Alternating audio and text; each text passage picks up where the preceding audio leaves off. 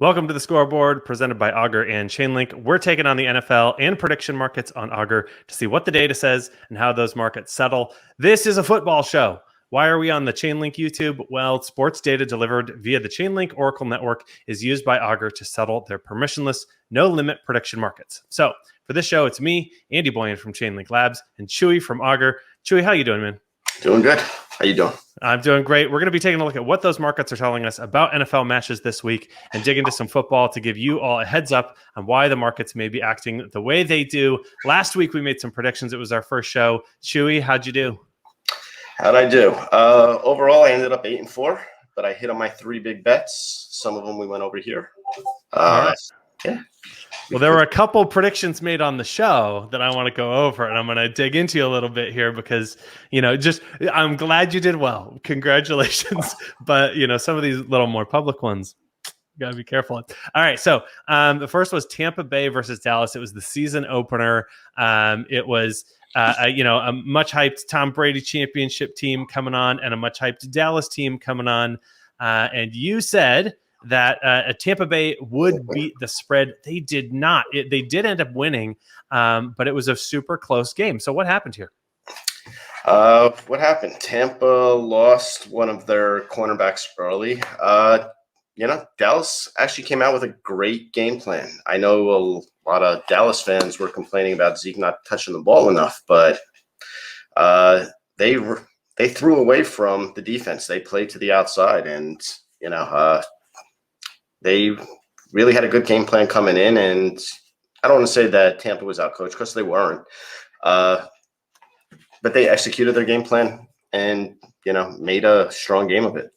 It was really close. It was a lot closer than a lot of people thought would be. Tampa Bay basically had to march down the field in the last minute or two, basically, to win, and did. Tom Brady does that. He usually does it in the playoffs, so it was interesting to see it in September, but that's kind of what he's known for. He's done it for a lot of years, and they gave him the ball, and that's what happened. But Dallas definitely made a run for it. Zeke with way fewer carries than, like you were saying, the fans are talking about. He had something like 33 yards, like not very much. So what's going on there? Is it just playing for the game plan, or is there something more going on that we got to keep an eye on? No, I actually think coming up, I think weeks 2 through 9, he actually has one of the best schedules. Tampa, best defense in the league versus the run last year. So, they didn't run. And Zeke was actually an extremely valuable player in this game. He was picking up blitzes like left and right. He allowed them to have time to throw the ball. Cool. So definitely an impact player, but not always on the data side. Hey, sometimes that doesn't show up. Yeah. You did pick, you said you did take the over on this, and the over was over 51.5, and you were right on that one. So yeah, that was my second biggest bet of the week. So, and I think that was against the markets. The markets were starting to take the under there, as I recall from last week. So nicely done there. Another game that we talked about, Bills versus Pittsburgh. Chwy said the Bills would beat the spread at 6.5. And they did not. Dude, Bills lost. What happened? They lost outright. I was not expecting that one. Don't know. Let's see. One of the other things, okay, so I'm going to just take a look at the things you said. Did you realize this is going to be I'm going to review everything you said show? Oh, yeah, of course. Okay. No, but that's okay. But this is good because it lets us look at the data and kind of make some better predictions. So one of the things was that you said was that Pitt would have the worst offensive line in the league, and there were 2 sacks. The Bills did get 2 sacks against them, but Pitt had 3 sacks. So, I know it doesn't work that way. You can't put offensive line against offensive line because of the units. But it didn't seem to be as bad as they were made out to be, especially compared to some of the other sack records across the league. It did from a running situation. Okay. Najee Harris did absolutely nothing. It was a complete bust in his first week. And that was a major part. They brought him in. He played 100% of the downs, more than any other running back in the league. And he was a complete bust. Pitt will always be able to pass. They have they have a strong 3 receiving core. They actually have, in my opinion, a strong 4 receiving core. But Deontay Johnson, Juju, Chase Claypool, a couple studs in that group. And clearly a strong defense. I mean, something still going right there. Yeah. Definitely able to shut down the Bills and pull out a win. Yeah. Your call here was to take the under as well, and you're correct there as well. The under, it was under 48 was the what the markets were saying, and the total score there was 39. So nicely done on the prediction markets there. We talked about LA Rams versus Chicago, and you said you picked the Rams to beat the spread there, and the spread was 7.5. Clearly, the Rams come out with a dominant performance, Matt Stafford, and winning by 20.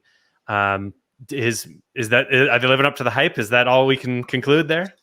Look like they did. I think part of it is Chicago really blows. You know, they're pretty banged up on D right now. Also, cornerback's a weak spot for them. Their defensive tackles hurt as well, but you know, Andy Dalton's not getting it done, and Rams on both sides of the ball just looked solid. Yeah, 3 sacks as well. So that's, not the only indicator for defense, but I always like looking at sacks. I mean, it's a clear, talks about penetration and ability to actually to make some pressure there as well. So good calls there. All right, now my boy Busto. Oh, with the pick. Oh yeah. Busto came in with the Hail Mary, we thought, pick of calling New Orleans over Green Bay. Green Bay much hyped and was the favorite there. He said Jameis is just going to go off, light up. You were worried that Jameis Winston was going to throw a bunch of interceptions. There's no interceptions. Jameis throws like crazy. Yep. 5 touchdowns and a dominant performance. Green Bay, they looked stinky. They looked terrible, right? Like Aaron Rodgers was the worst quarterback of the week. Worst quarterback performance of his career. Dang. Well, dang. So what's going on? Are the Saints for real, or is Green Bay super stinky, or is it both? I'm not a believer in the Saints yet, unfortunately. I mean, yes, Jameis Winston threw 5 touchdowns, but he did it with a total of 148 yards. It's not a lot. Yeah, not a lot. It's almost what Aaron Rodgers threw. He threw 133 yards. Yeah. Green Bay, unfortunately, Aaron Rodgers was not prepared. Thought he could just step in. I'm actually blaming this on his fiance. Off-field drama. Yeah. In his head. Neutral field, right? All these sorts of things. So that kind of, sums up our major predictions from last week. We're going to talk a little bit more. We're going to start with the Saints as well. But Augur, of course, used Chainlink sports data, Chainlink called sports data from data providers to settle those prediction markets on Augur. So coming up, we're talking about a new set of games, markets, and odds to look at for next week. All right. So this piggybacks off the question, are the Saints for real? The Saints are at Carolina Panthers this coming week. So there's a test right off the bat. Carolina Panthers, not necessarily super great team, but not necessarily bad, kind of middle of the road there so far. But the Saints have some notable injuries and outages due to COVID as well. So what do you think here? What's going on? What do the markets say, actually? So Saints are favored by 3.5 at Carolina. The markets are saying 69% is placed on Carolina right now. So all those factors, I mean, is that just people are hearing about COVID and are worried about those injury factors, it seems like? Yeah, I don't know if people believe that New Orleans is for real also. Not that I think Carolina's a good team by any means. I think that extra half point, though, pushing it above a field goal, it's kind of making the difference where the money's going right now. What's the points on that game? 3.5. Oh, well, I'm sorry. Over under. 45. So it's a decently high-scoring game. Average especially given the performance from the Saints last week. If they can score a couple of touchdowns fast here and there, a few third-quarter touchdowns that just happen, bam, bam, bam, you're getting up there pretty easily. Yeah, money's pretty evenly split. Slight betting on the over, 53%. Cool. So we'll see. This will be kind of a prove it game, but also, one of the first, well, maybe not the first, since last week we had some COVID drama as well, but another showing from COVID to see how COVID impacts these teams. The other team I wanted to talk about, take a look at, was the Titans. What's going on with the Tennessee Titans? You said they had some woes last week. They're going to Seattle this week. Seattle looks pretty good from all the stats, things that I'm hearing and seeing. What's going on with Tennessee, though? Tennessee completely outcoached, in my opinion. They were not prepared. I mean, A.J. Brown still a little banged up, coming off of 2 knee surgeries. They did pick up Julio Jones. He did nothing. Derrick Henry, nothing in his first week. Don't you like Julio Jones? Isn't that like one of your fantasy guys? Julio Jones is one of my fantasy guys. Always like Derrick Henry. AJ Brown's another fantasy guy in another league, but yeah, they didn't come to play, and their defense is still questionable. And now they're going to Seattle, man. And Seattle looks, I mean, Russell Wilson's been solid for years. He played incredibly well last week. And it's across the country. That does not bode well for. No, especially playing in Seattle. I mean, 12th man. Yeah. That's a loud place, right? Yeah. Hard to discount that as well. So we'll keep an eye on that. I got to talk about another stinker game because Green Bay, they stunk it up last week. And now they're going to be playing Monday Night Football against Detroit. Okay. We're going to talk about Detroit 2 weeks in a row. They lost, but it wasn't as bad as it could have been, right? It wasn't terribly as bad. Is Green Bay going to be able to step up? This is like, to me, I see this as like, okay, now they can get their act together. They can play against Detroit and really get things kicking. They're at home too, right? Yeah. And on Monday night, so they can actually get hyped and prepare and show up and play. Either that, or it's a close game against the worst team in football, and we learn a lot about Green Bay. Yeah, the line's 11.5. Early money is on Detroit right now. All right.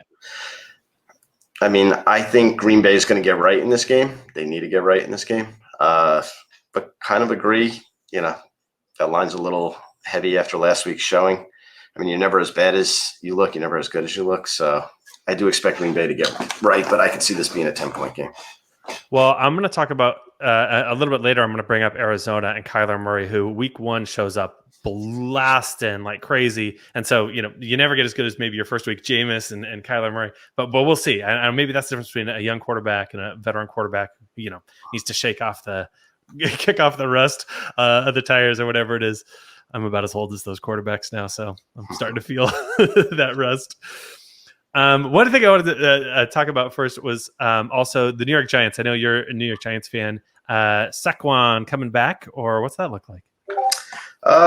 Yeah. I mean, he got his 10, 11 touches. Didn't really do anything coming back from the ACL and MCL surgery. He's on a short week this week. Plays tonight versus Washington. Expect a little bit more of the same. Washington's defensive line is phenomenal. Don't really expect too much out of them. I would expect week 3 a little bit more, maybe 15, 16 touches. But I think we're looking more to like the halfway point of the season before he gets back into that bell cow role. So maybe good to put on the reserve there if you've got another good running back in your fantasy situation. But playing, and that's good news, right? For him, it's a recovery situation for many. Good luck to you and your Giants, my friend. I'm still betting against them, actually. The next thing I was going to look at is some upcoming weeks predictions. So those are kind of, the news items. Let's just take a look at the games. What are the markets showing interest in? A lot of these look like pretty even games. 3.5 points, a lot of places, a couple bigger ones, but some pretty tight games here. What are you seeing in the markets that's interesting? So the Giants-Washington game, line's 3.5. Washington's favored. 62% have been placed on the Giants, kind of similar to what's on the Augur site right now. I mean, Washington lost its quarterback. Only reason I think it's even this close, otherwise I would have been taking Washington. I'm probably leaning the Giants this week a hair. Not really crazy about this game. Liking the over-under a little better at 43.5. Definitely going to hammer the under. That's, because Washington's defense is just so strong. Saquon taking fewer touches as he recovers, and so likely to be kind of a grinded out, a lot of 3-and-outs. Yeah, I think Washington can get a lot of pressure on Daniel Jones, cause a couple turnovers as well. Mm-hmm. Just flip that a little bit. So that's an interesting one. Busto didn't really want to take a pick this week, so I'm going to wait a little bit for his and put some words in his mouth. He made a tentative pick, even after making a great one last week, but it wasn't on that game yet. Other markets that you're seeing interest in? Well, actually, let me tell you one that I've noted. I'm curious about. I'm just interested in the story as teams progress. And the Raiders at the Steelers. Right now, the line I saw is Pitt by 5.5. And I still think Pitt's going to be able to pull that out. It's home game. It's West traveling East. Look, I'm learning from you. West Coast team traveling East Coast or East-ish. But it's a real prove it game for both of these teams. Pitt comes out strong against the Bills, who's by all indicators a good team, or Pittsburgh, I should say, Pitt's college. See, that's what I'm used to. And the Raiders, in an initial showing with a big win, are really up against what looks to be a good team. What are you seeing in the markets there? Are people taking 67% in early betting has been placed on the Raiders to beat the spread? To cover the 5.5. That's a pretty tight game. Yeah, Raiders are a little banged up after last week. They lost 4 players, a couple of key defensive guys, and right guard, I believe. So they already came in with Josh Jacobs, toe injury, a little banged up too. I wouldn't put it past the Raiders though to cover this. Another game I'm looking at is Houston and Cleveland. I know this isn't an exciting game, but Houston played pretty well last week, given all things considered. And Cleveland, the line that I see is Cleveland by 12.5 points. I think that's pretty far. You do. I think that's what the books want you to think as well, too. They want it's working on me. Houston's a little bit better than people expected because of a good win versus an atrocious Jacksonville Jaguars team. I just think Cleveland's too much. I can see Cleveland covering 12.5. What's strong about Cleveland? I just don't know that much about the Browns. I think Nick Chubb is arguably the best pure runner in the game of football right now. It just so happens that his backup is also, in my opinion, a top 8 running back in the league, and they share carries. They have a super strong offensive line. Odell Beckham's still out, but I'm not really sure that's a bad thing for them. Really well coached team. So we're wanted the Giants to get last year. We're gonna watch running yards there, and that's really interesting to see the distribution of the ball. That's something that we can go back and look at and see how the data plays out next week. See if they just end up running over Houston, who is by most accounts a bad team, but they look better than that. Strong defense too.